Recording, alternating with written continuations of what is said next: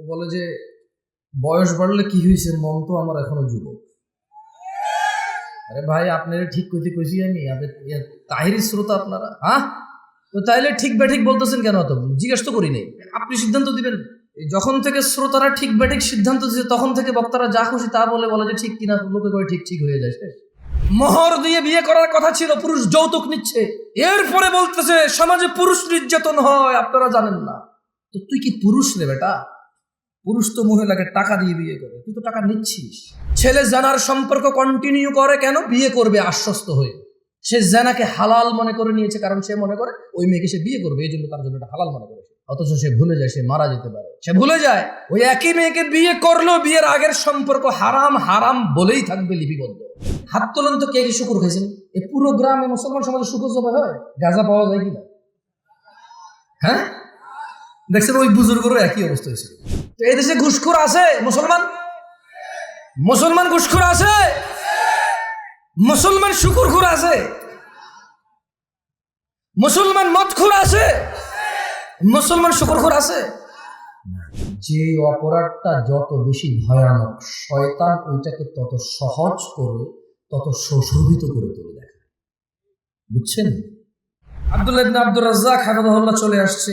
আমি অনুভব করি মন থেকে, আমার কথা বলা এবং ওনার কথা বলা দুইটা কথা হলেও ওনার কথা বলায় আমার কথা বলার চাইতে বেশি জ্ঞান প্রচার এবং প্রসার পায়, এটা মনে করে বিশ্বাস করি। সেজন্য আমি জ্ঞানকে অগ্রাধিকার দিব, বুদ্ধিমত্তাকে অগ্রাধিকার দেব, দিয়ে আমি আমার বক্তব্য বেশি লম্বা করব না, 2-3 মিনিটের মধ্যে শেষ করে দেবো ইনশাআল্লাহ আজিজ।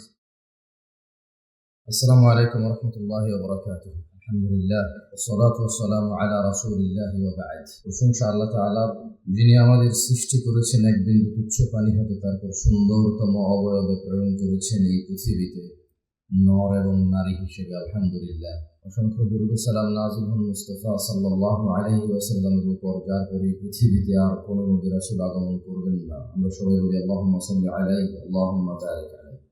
কর্তৃপক্ষ আমাকে বলেছিল যুব সমাজের অবক্ষয় নিয়ে কথা বলতে এবং এর প্রতিকার নিয়ে। আসলে অবক্ষয় তো খালি যুবকদের হয়নি, বুড়াদের হয়েছে। তো যুবকের অবক্ষয় নিয়ে কি কথা বলবো? সবাই এখানে বিগড়ায় আছে, নিজ নিজ মনোকামনায়, নিজ নিজ পছন্দ অনুযায়ী। তারপরে যুবকদেরকে নিয়েই বলি, কারণ 50 বছরের পুরুষও নিজের যুবক মনে করেই পরক্রিয়া করে, বুড়া মনে করে না। ও বলে যে বয়স বাড়লে কি হয়েছে, মন তো আমার এখনো যুবক। আরে ভাই, আপনারা ঠিক কইতে কইছি আমি, তাহিরি শ্রোতা আপনারা।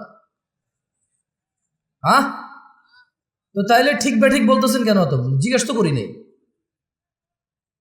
ভাই, সরি ভাই, কিছু করার দেয়। এই যে ভিডিও ম্যানরা বলবে যে জামশেদ মজুমদার কি অহংকার নিয়ে কথা বলে, মানুষের তুচ্ছ করে কথা বলে। আরে কিনা ওনারা কি করতেছে এখানে? আসতে ইসলাম শিখতে আসে, ঠিক বেঠিক আপনি সিদ্ধান্ত দিবেন।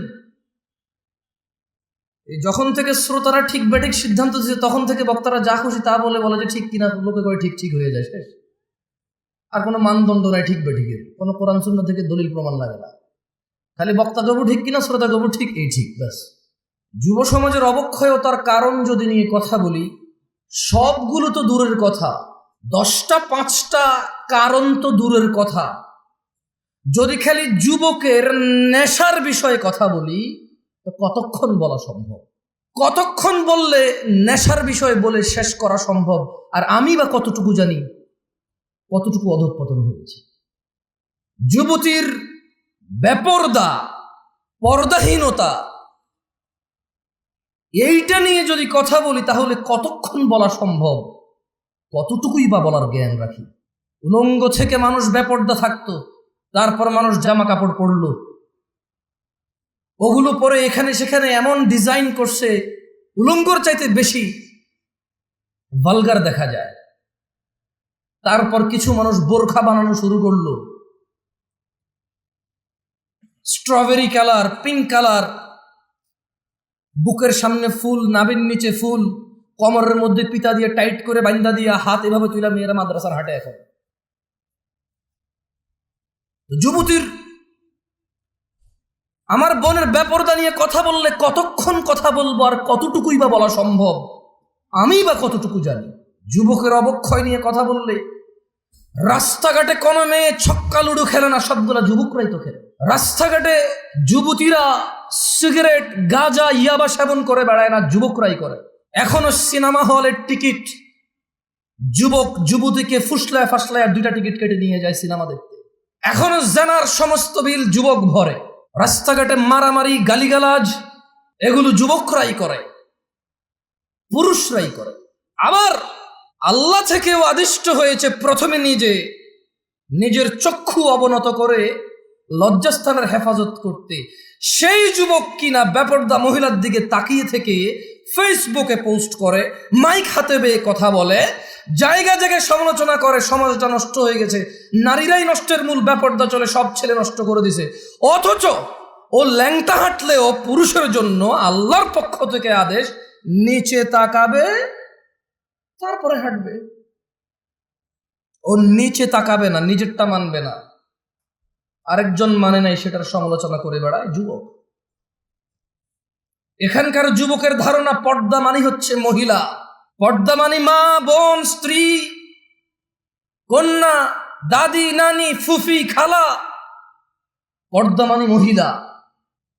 যখন তারা পর্দাকে এভাবে খ্রিস্টানদের মতো, ইহুদি নাসারাদের মতো যখন পরিবর্তন করতে শুরু করলো পর্দার মিনিং, তখন আল্লাহর আযাব এদের উপরে চলে আসছে। এদের মহিলারা বলতেছে যে আরে পর্দা কি পোশাকে আছে নাকি, মনে হলো পর্দা। কারণ এরা পর্দার অপব্যাখ্যা করেছে, এরা পর্দার মানে সমস্ত মহিলার বদনাম করেছে। কিন্তু নিজেকে যে আল্লাহ নিচের দিকে তাকানোর জন্য বলেছে, ওই মহিলার দিকে না তাকাইতে বলেছে, নিষেধ করেছে, সেটা সে মানেনি।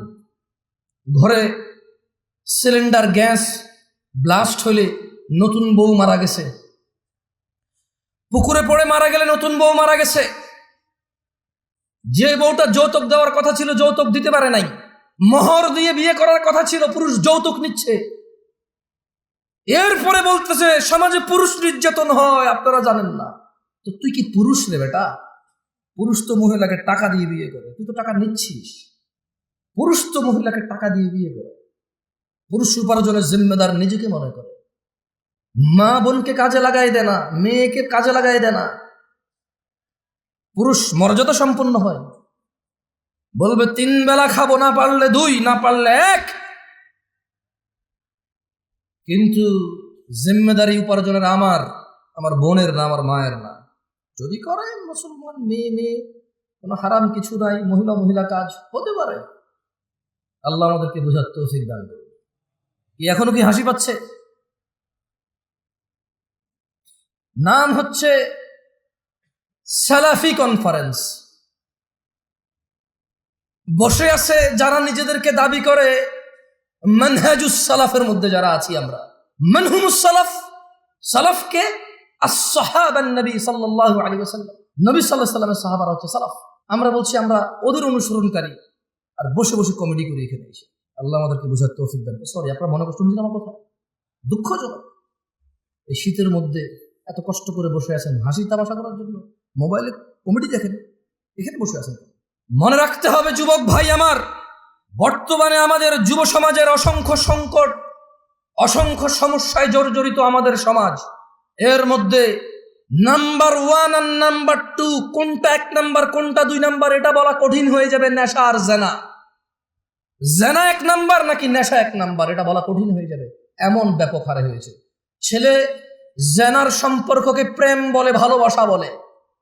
ছেলে জেনার সম্পর্ক কন্টিনিউ করে কেন? বিয়ে করবে আশ্বস্ত হয়ে। সে জেনাকে হালাল মনে করে নিয়েছে, কারণ সে মনে করে ওই মেয়েকে সে বিয়ে করবে, এই জন্য তার জন্য এটা হালাল মনে করেছে। অথচ সে ভুলে যায় সে মারা যেতে পারে। সে ভুলে যায় ওই একই মেয়েকে বিয়ে করলো, বিয়ের আগের সম্পর্ক হারাম হারাম বলেই থাকবে লিপিবদ্ধ।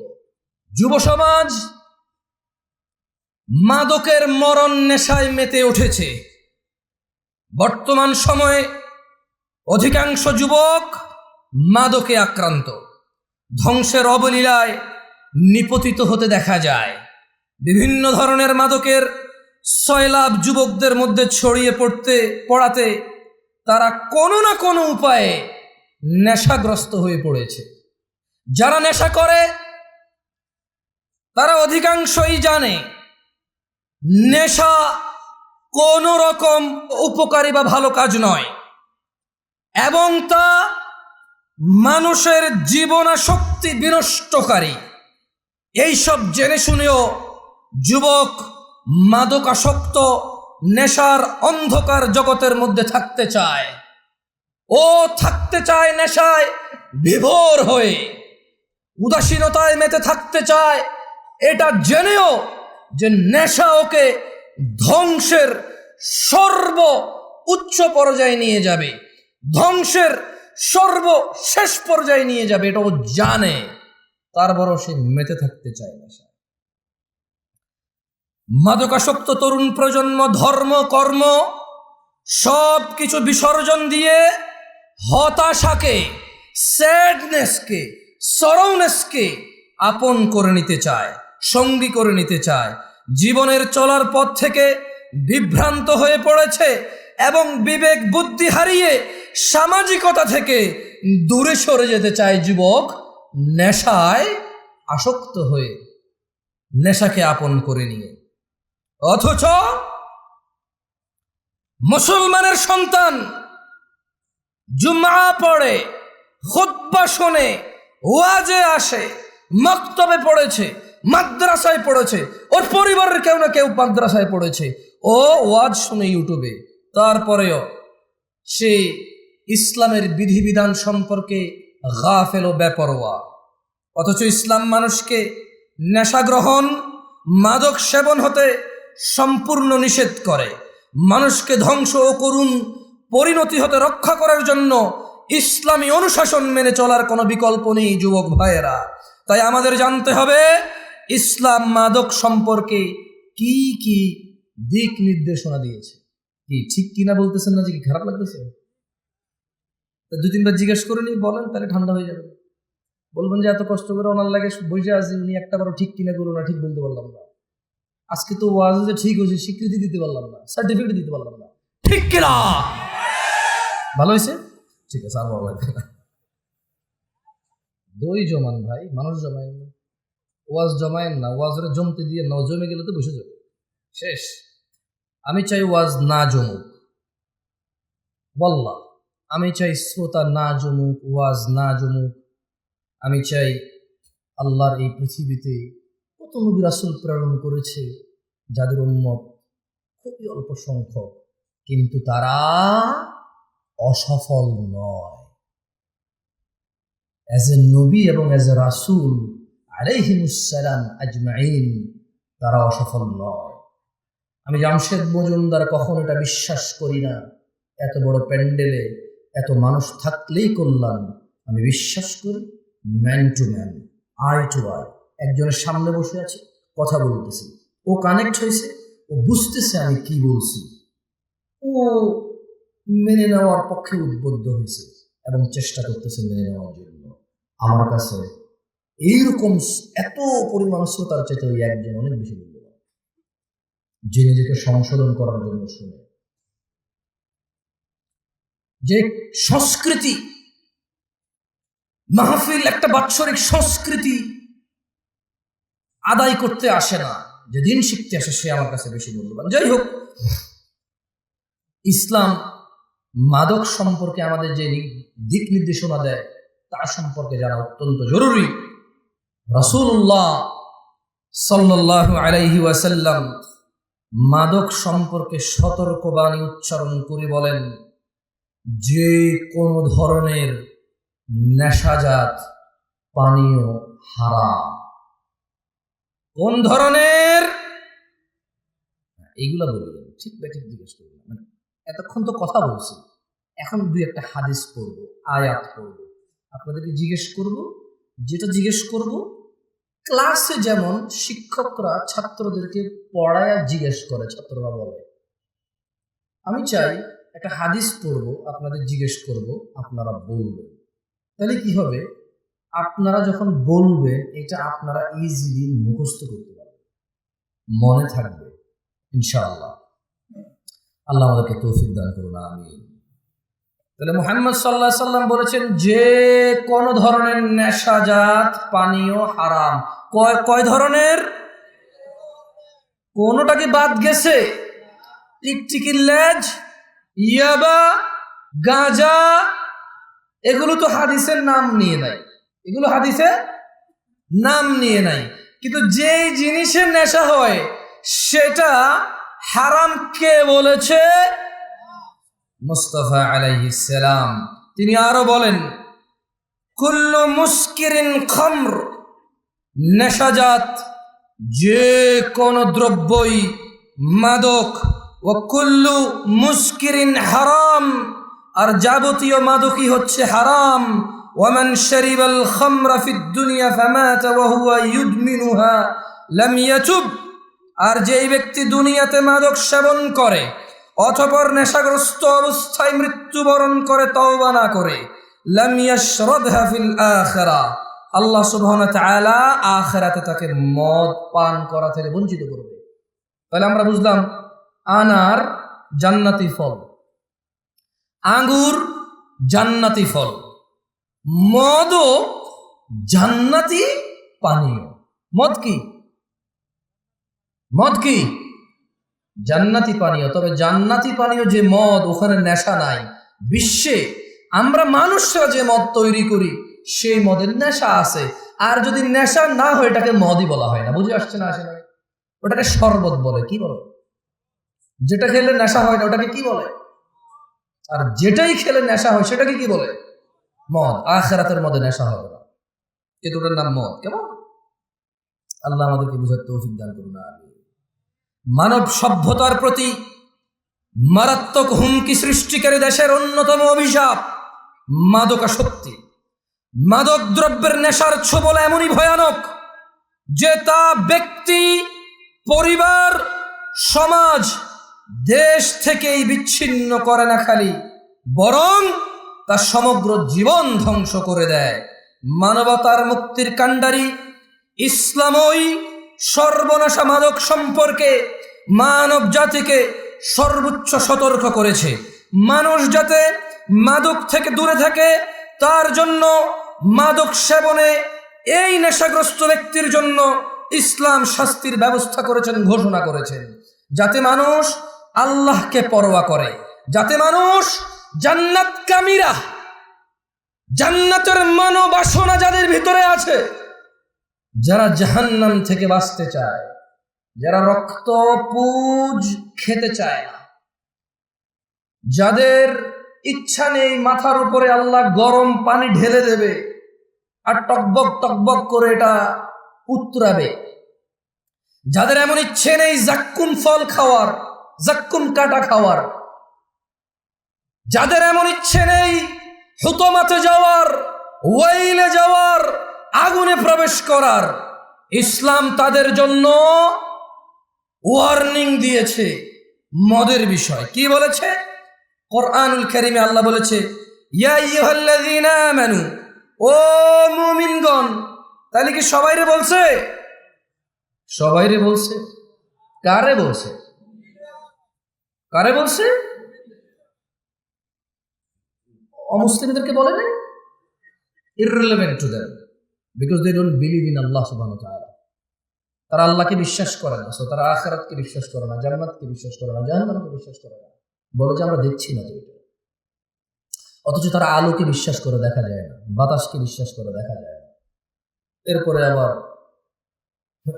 প্রতিবেদন আসবে, এই জমিন থেকে অমুক গ্রহে যেতে 10 লক্ষ কোটি বছর লাগবে। তুই কেমনে বুঝছস? তুই কি গেছস? যা ফিরে আসছিস বুঝছিস? হ্যাঁ, আমি গেছি 10 লক্ষ কোটি বছর লাগছে। হ্যাঁ, তারা এগুলো বিশ্বাস করে। আমি বলছি না যে ভুল, তবে আমি সঠিকই বলতে পারবো না, কারণ কোনো একটা জিনিসের দূরত্ব বলার জন্য জরুরি হচ্ছে আমি ওই দূরত্বটা বুঝবো, গতিটা বুঝবো, ক্যালকুলেশন করবো যে হ্যাঁ এতদিন পরে যায় পৌঁছবে। এখন একটা জিনিস 10 লক্ষ কোটি বছর দূরে, আমি কেমনে বুঝছি এটা 10 লক্ষ কোটি বছর? মানে আমি কিছু কি, মানে কোনো একটা গতিশীল কিছুকে তো বানাইতে হয়েছে, বানায় মাপতে হয়েছে, এটা যদি এই গতিতে যায় তাহলে 10 লাখ কোটি বছর লাগবে। এখন এই যে এই গতিতে 10 লাখ কোটি বছর লাগবে কেমনে বুঝছি? ওই দূরত্ব তো আমি দেখতেছি না। তারা এগুলো বিশ্বাস করে। তারা জান্নাত জাহান্নাম বিশ্বাস করে না, বলে যে দেখছি না। অথচ ঘুমের মধ্যে মানুষ কান্না করে, কেন? সাপে কামড় দিছে। ঘুমের মধ্যে মানুষ ঘামায়া যায়, কেন? খাদে পড়ে যাচ্ছে। ঘুমের মধ্যে মানুষ হাউ মাউ করে চিল্লায় কেন, ওর বাপ মারা গেছে, মা মারা গেছে, উঠে দেখে যে না ও স্বপ্নে দেখেছে। ও ঘুমে কষ্ট পায়, ঘুমে কি পায়, কষ্ট পায়। সে জাহান্নামের যে আযাব আছে সে সেটা অনুভব করতে পারে না, বলতে দেখি না। তাহলে আল্লাহ কাকে বলেছে? খেয়ে ফেলেছেন, চা নাস্তার ব্যবস্থা করবেন, এরা তো ওয়াজ খেয়ে ফেলে। ইয়া আইয়ুহাল্লাযীনা আমানু, হে তোমরা যারা ঈমান এনেছো, ইন্নামাল খামরু ওয়াল মাইসিরু ওয়াল আনসাবু ওয়াল আজলাম রিজসুম মিন আমালিশ শাইতান ফাজতানিবুহু লাআল্লাকুম তুফলিহুন। ও আমার যুবক ভাই, মনোযোগ দিয়ে শোনো, তোমার রব কি বলছে। তিনি বলছেন, ও তোমরা যারা ঈমান এনেছো, নিশ্চয় মদ, জুয়া, প্রতিমা ও ভাগ্য নির্ণয়ক তীর হচ্ছে ঘৃণ বস্তু, শয়তানের কারসাজি। সুতরাং তোমরা এইসব বর্জন করো। কেন বর্জন করবে? লাআল্লাকুম তুফলিহুন, লাআল্লাকুম তুফলিহুন। মদ ছেড়ে দাও, লাআল্লাকুম তুফলিহুন।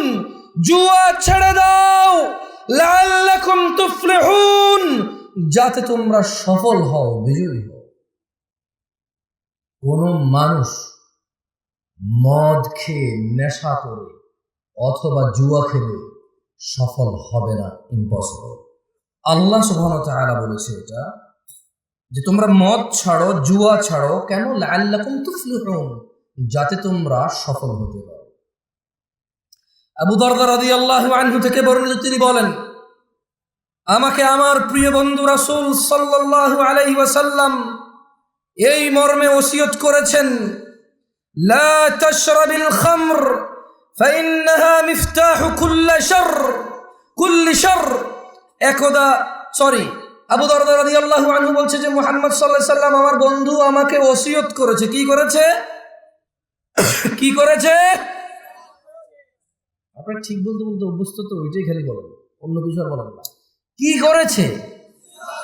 ওসিয়ত করেছে। আমার সাথে পড়েন হাদিসটা, বলেন আবু দারদা রাদিয়াল্লাহু আনহু থেকে বর্ণিত, না জোরে বলেন, আবু দারদা রাদিয়াল্লাহু আনহু থেকে বর্ণিত, তিনি বলেন, আমাকে আমার প্রিয় বন্ধু রাসূলুল্লাহ সাল্লাল্লাহু আলাইহি ওয়াসাল্লাম এই মর্মে ওসিয়ত করেছেন, লা তাশরাবিল খামরা। ও আবু দারদা, তুমি কখনো মদ পান করিও না। ফাইন্নাহা মিফতাহু কুল্লি শারর, কারণ মদ, নেশা সকল অকল্যাণ, সকল খারাপ, সকল পাপের চাবিকাঠি। বুঝছেন না? মানে একজন মানুষ যদি নেশা করে, এই পৃথিবীতে আর এমন কোন খারাপ কাজ নাই যেটা তার দ্বারা সম্ভব না। এটা কি আমি বলছি? আবু দারদা রাদিয়াল্লাহু আনহু বলছে। ওনাকে ওসিয়ত করেছে কে? আবার খাইছে, আর একটু যা নাস্তা দেন ওদেরকে। ওসিয়ত করেছে কে? মুস্তাফা আলাইহিস সালাম। ওসিয়ত করেছে কে? রাহমাতাল লিল আলামিন। কে? ইমামুল আম্বিয়া। কে? ইমামুল মুরসালিন। কে? খাতামান নবিয়্যিন। কে? ওসিয়ত করেছে যে ও আবু দারদা, তুমি নেশা করিও না।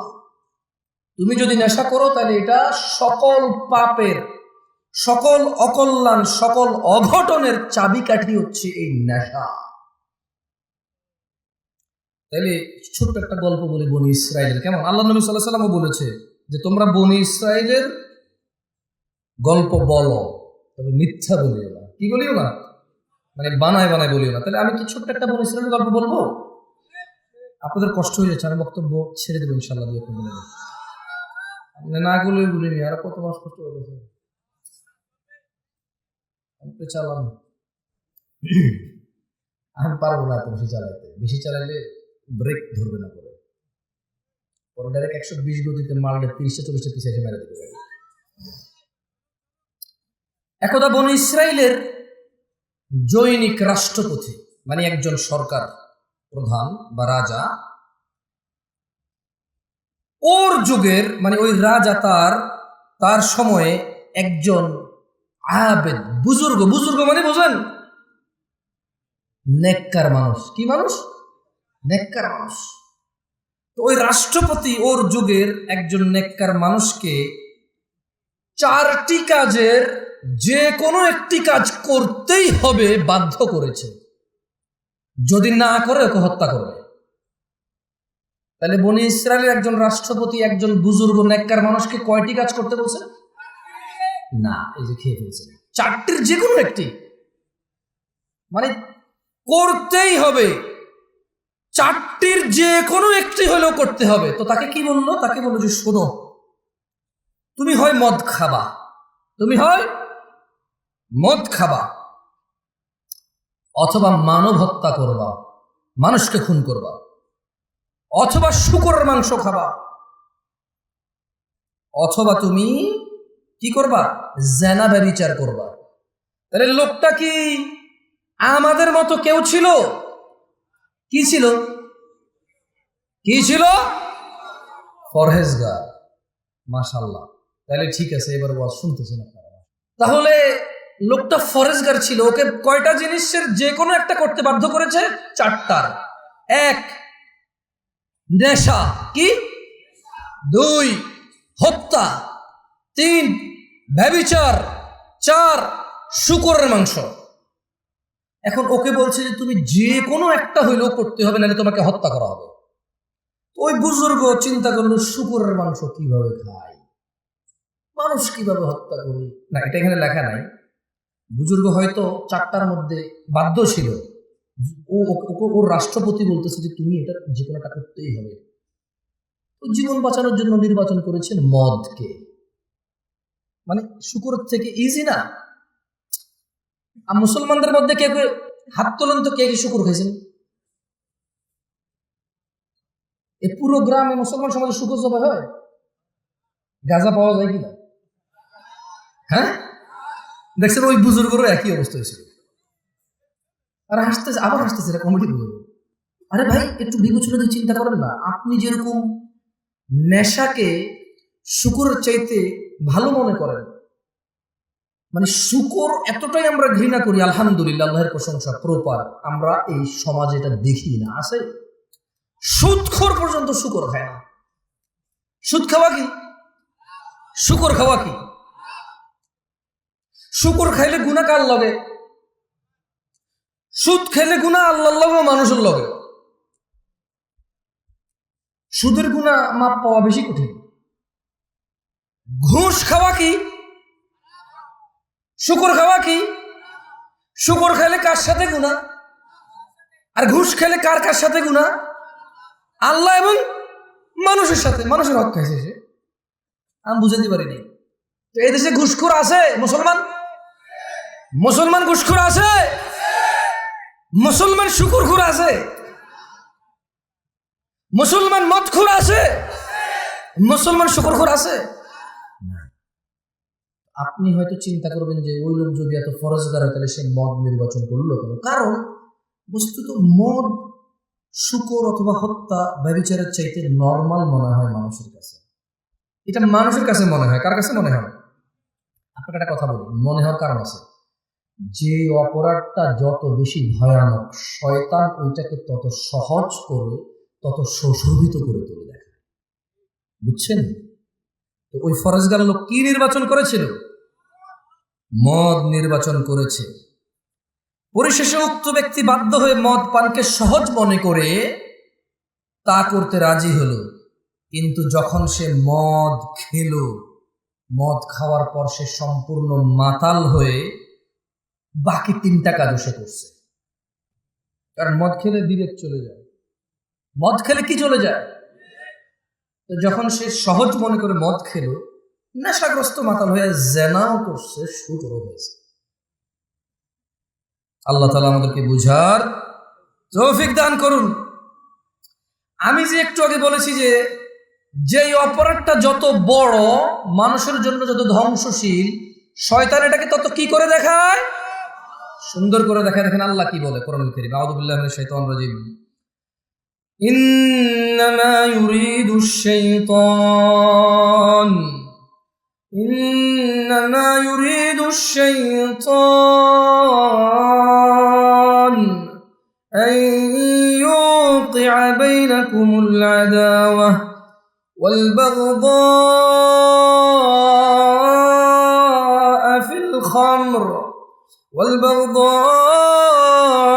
في الخمر والميسر ويصدكم عن ذكر الله وعن الصلاة فهل أنتم منتهون। নিশ্চয়ই শয়তান মদ জুয়ার দ্বারা, নিশ্চয়ই ইন্নামা ইউরিদুশ শাইতান, নিশ্চয়ই শয়তান চায় মদ জুয়ার দ্বারা তোমাদের মধ্যে পারস্পরিক শত্রুতা বিদ্বেষ ঘটাতে এবং তোমাদের আল্লাহর স্মরণ ও নামাজ থেকে বিরত রাখতে। নিশ্চয় শয়তান কি চায়? মদ জুয়ার মাধ্যমে নিজেদের মধ্যে ভেজাল পাকাই দিতে এবং সলাত থেকে দূরে রাখতে এবং আল্লাহর স্মরণ থেকে দূরে রাখতে। তবু কি তোমরা, আল্লাহ বলছে যে ফাহাল আনতুম মুনতাহুন, ও এই এলাকার নাম কি? তেঘরা বিরল। ছোট অংশ বিরল নাকি বড় অংশ বিরল? আর তেঘরা কি? তেঘরা কি? আরে বাপরে, মাশাআল্লাহ, গ্রাম এত বড় হয়, ঘন বসতি ব্যাপারের দিকে, মাশাআল্লাহ মাশাআল্লাহ তাবারাকাল্লাহ। তাইয়্যিব, তাহলে সূরা আল মাইদা আল্লাহ বলছে যে ইন্নামা ইউরিদুশ শাইতান, শয়তান চায় আন ইউকিআ বাইনাকুমুল আদাওয়াতা ওয়াল বাগদাআ ফিল খামরি ওয়াল মাইসির, শয়তান চায় তোমাদের মধ্যে মদ আর জুয়ার মাধ্যমে পরস্পরে বিদ্বেষ শত্রুতা লাগায় রাখতে। ওয়াসুদ্দাকুম আন যিকরিল্লাহ, এবং সে চায় তোমরা আল্লাহর স্মরণ ভুলে যাও। ওয়া আনিস সালাহ, শয়তান চায় তোমরা নেশার জুয়ার বলিবশত হয়ে নামাজ থেকে বিরত থাকো। আল্লাহ আজ্জা ওয়া জাল বলছেন ফাহাল আনতুম মুনতাহুন, তবু কি তোমরা বিরত হবে না নেশার জুয়া থেকে? কি থেকে? তাহলে নেশার জুয়ার মধ্যে শয়তান কি করতে চায় আমাদের পরস্পরের মধ্যে? ভুলে গেছেন সবাই, নেশা আর জুয়া এই দুইটা দিয়ে শয়তান আমাদের আপোষে কি করতে চায়? শত্রুতা লাগায় রাখতে চায়, মারামারি হানাহানি করাইতে চায়, আর আল্লাহর জিকির থেকে বিরত রাখতে চায়, আর নামাজ থেকে বিরত রাখতে চায়। আল্লাহ খুব সুন্দর করে প্রশ্ন করেছে, ও বিরলবাসী, আল্লাহর প্রশ্নের কি উত্তর দিবা? দিবা দিবা আল্লাহ বলছেন ফাহাল আনতুম মুনতাহুন, এই মদ জুয়া ছেড়ে দিয়ে নিজেদের শত্রুতা থেকে মুক্ত হয়ে আল্লাহর স্মরণে ফিরে এসে সালাতে ফিরে আসবা। ওয়া মা তাওফীকি ইল্লা বিল্লাহ, আল্লাহ আমাদেরকে তৌফিক দান করুন। যাই হোক, আমাদের শেখ আব্দুল্লাহ ইবনে আব্দুর রাজ্জাক হাফিজাহুল্লাহ চলে আসছে। আমি অনুভব করি মন থেকে আমার কথা বলা এবং ওনার কথা বলা দুইটা কথা হলেও ওনার কথা বলায় আমার কথা বলার চাইতে বেশি জ্ঞান প্রচার এবং প্রসার পায়, এটা মনে করে বিশ্বাস করি। সেজন্য আমি জ্ঞানকে অগ্রাধিকার দিব বুদ্ধিমত্তাকে অগ্রাধিকার দেব, দিয়ে আমি আমার বক্তব্য বেশি লম্বা করব না, 2-3 মিনিটের মধ্যে শেষ করে দেবো ইনশাআল্লাহ আজিজ। মাদকের বিস্তার কিয়ামতের আলামত। ভাই আমার, ঘুষ, সুদ, চুরি, ডাকাতি, দুর্নীতি করে এই সম্পদের পাহাড় কার জন্য? সন্তানের জন্য। তোমার সন্তানের উপরে আসমানটা ভেঙে পড়বে, এই জমিনটা ফেটেও ধসে যাবে। কারণ তুমি টাকার বলিবশত হয়ে, ক্ষমতার বলিবশত হয়ে, উদাসীনতায়, শারীরিক আনন্দে তুমি ভুলে গেছো। আনাস ইবনে মালিক রাদিয়াল্লাহু আনহু قال, আনাস ইবনে মালিক রাদিয়াল্লাহু আনহু থেকে বর্ণিত, তিনি বলেন, قال রাসূলুল্লাহ সাল্লাল্লাহু আলাইহি ওয়াসাল্লাম, আল্লাহর রাসূল সাল্লাল্লাহু আলাইহি ওয়াসাল্লাম বলেছেন, মিন আশরাতিস সাআতি আন ইউরফাআল ইলম, কিয়ামতের আলামত হচ্ছে, কিয়ামতের আলামতের অন্যতম আলামত হচ্ছে ইলম উঠে যাওয়া, ওয়ায়াসবুতাল জাহল, মূর্খতা প্রতিষ্ঠিত হওয়া, ওয়ায়ুশরাবাল খামরু ওয়ায়াযহারাজ জিনা। মানে কিয়ামতের অন্যতম আলামত হচ্ছে ইলম উঠে যাবে, মূর্খতা প্রতিষ্ঠিত হবে, মদ পান ও জিনা ব্যভিচার প্রচার হবে, ব্যাপক হবে, বৃদ্ধি পাবে। তো জিনা ব্যভিচার আর নেশা করে যে তুমি কিয়ামতকে নিয়ে আসবা, এই সম্পদ, এই সুন্দর বাড়ি গাড়ি, সন্তান তো ভোগ করতে পারবে না। ওর উপরে তো পাথরের বৃষ্টি হবে, ওর উপরে তো জমিন, ওর নিচে তো জমিন ধসে যাবে, ও তো ওর গোষ্ঠী শুদ্ধ উদ্ধার হয়ে যাবে। ভাই, সো নিজের সন্তানের কথা চিন্তা করো। এই পৃথিবীতে কিয়ামত ডেকে আনার তো দরকার নাই। আল্লাহ যেই অন্যায়গুলো করলে পৃথিবীকে আর টিকায় রাখবে না, সেই অন্যায়গুলো থেকে আল্লাহ আমাদেরকে বিরত হওয়ার তৌফিক দান করুন। এই পৃথিবীতে আমরা আমাদের সন্তান সন্ততি সহ আল্লাহর ইবাদত করে, আল্লাহকে সন্তুষ্ট করে, আল্লাহর সন্তুষ্ট চিত্তে আল্লাহর সাথে সাক্ষাৎ করার আল্লাহ তাআলা আমাদেরকে তৌফিক দান করুন। আমি আল্লাহ সুবহানাহু ওয়া তাআলার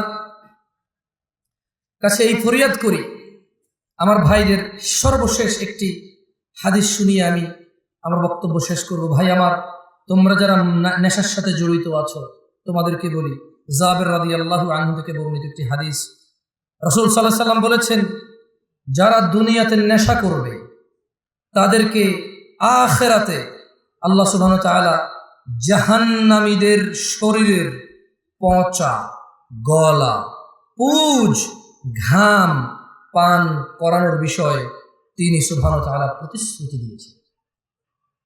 যারা নেশা করবে, নেশাখোরদের আখিরাতে আল্লাহ সুবহানাহু ওয়া তাআলা জাহান্নামীদের পচা, গলা, পুজ, ঘাম খাওয়াবে। আল্লাহ তাআলা আমাদেরকে এই আযাব সম্পর্কে হৃদয়ে অনুভূতি দিয়ে ওনার কাছে বিগত দিনের বিষয়গুলোর জন্য ক্ষমা চেয়ে ওনার দরবারে আল্লাহ সুবহানাহু ওয়া তাআলা আমাদেরকে ওনার সাথে সাক্ষাতের তৌফিক দান করুন। আমিন। أقول قولي هذا واستغفر الله لي